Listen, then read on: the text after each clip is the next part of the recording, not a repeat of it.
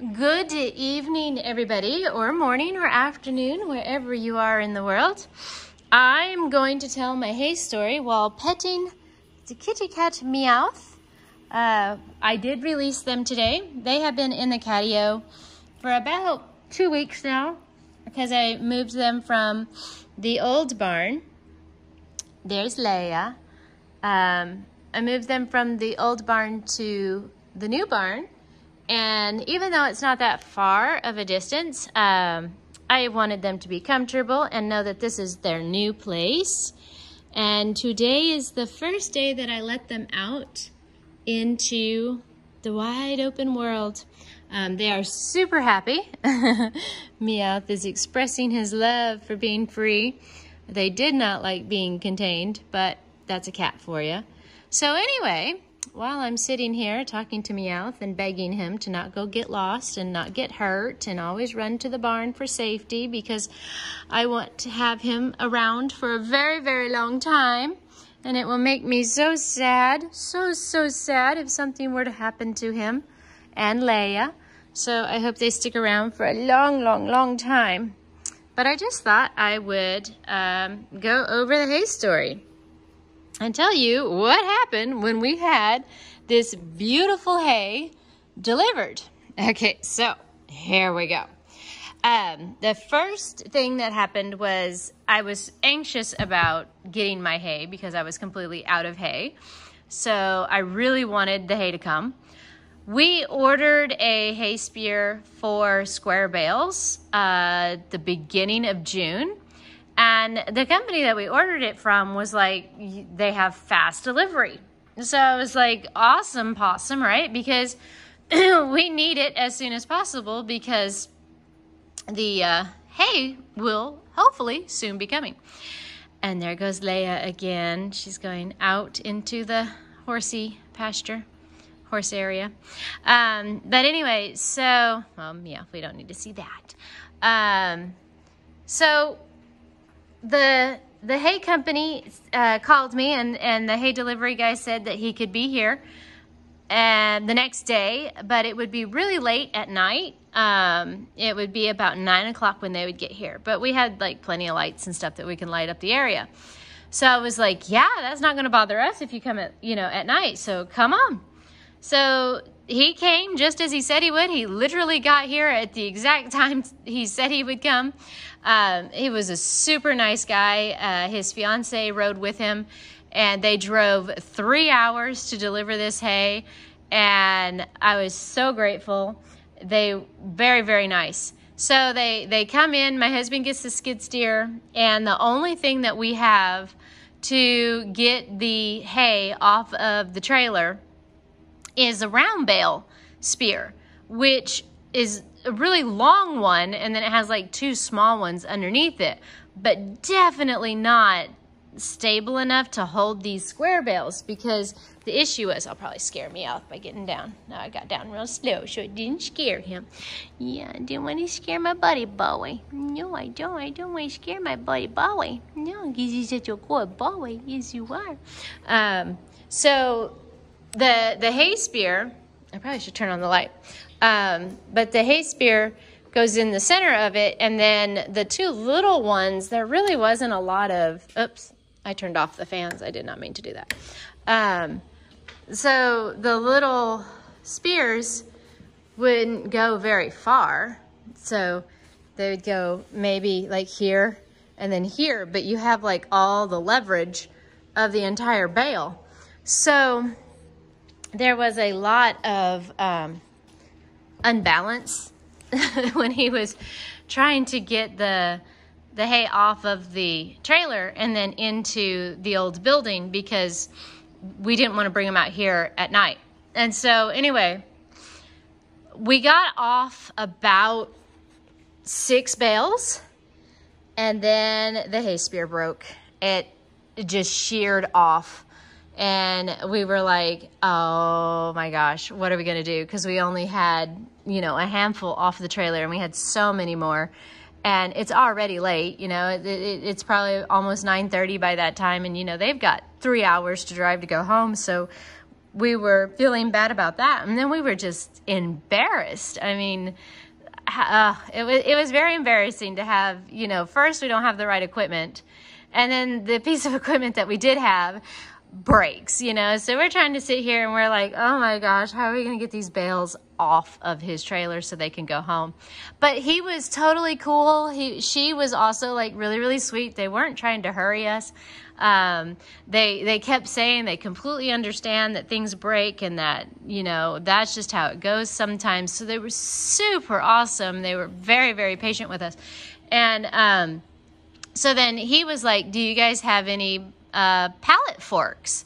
And we had literally just bought some to put on our scoop, the bucket, so that when the hay spear comes in, we could get it off the trailer, right? Off the truck that it comes on.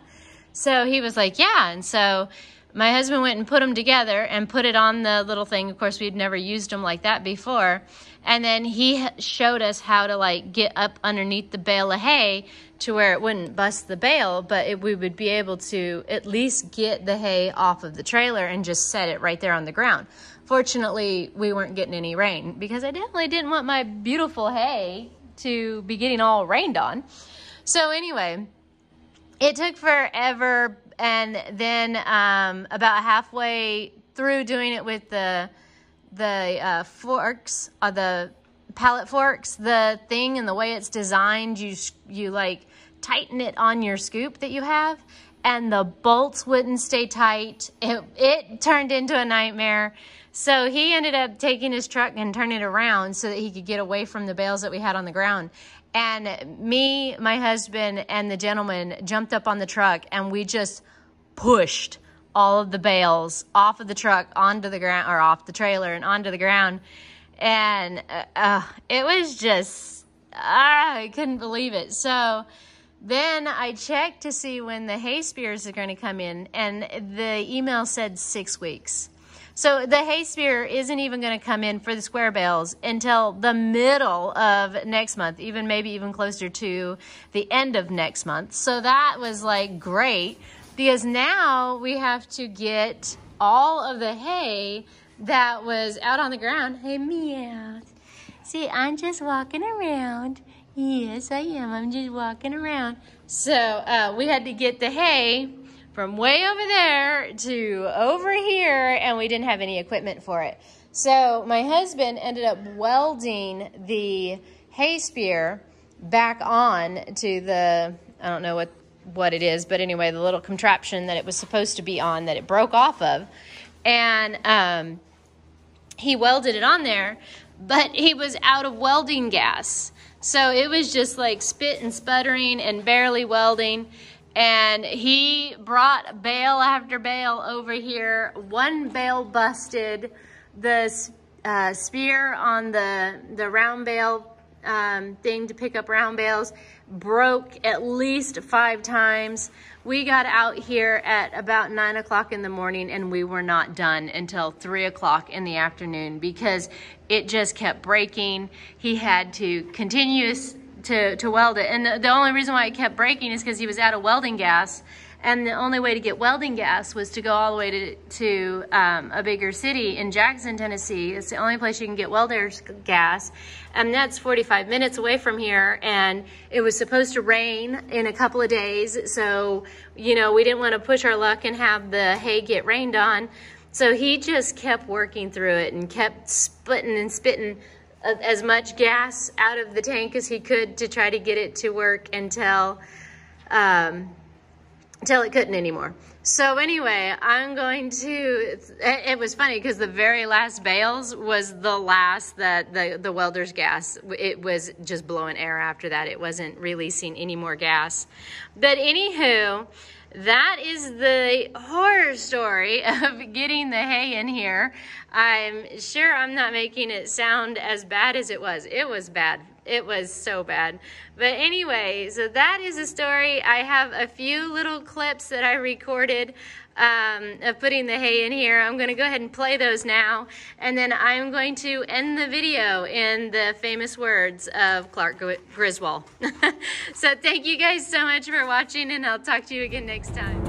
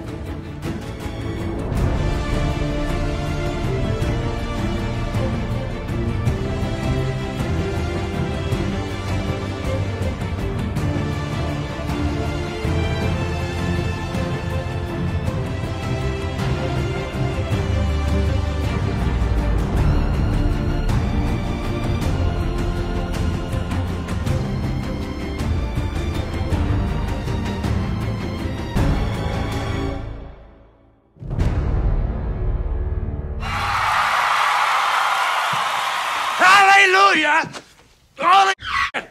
Where's the Tylenol?